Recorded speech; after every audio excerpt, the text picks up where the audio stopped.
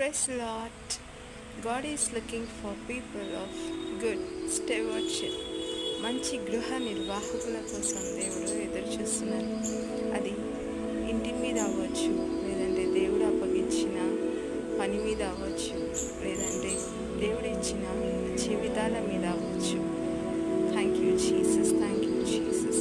కొంచెంలో నమ్మకంగా ఉన్నప్పుడు అనేక విషయాల మీద ఆయన మనల్ని నియమిస్తారు. Thank you Jesus, thank you Jesus. Hallelujah.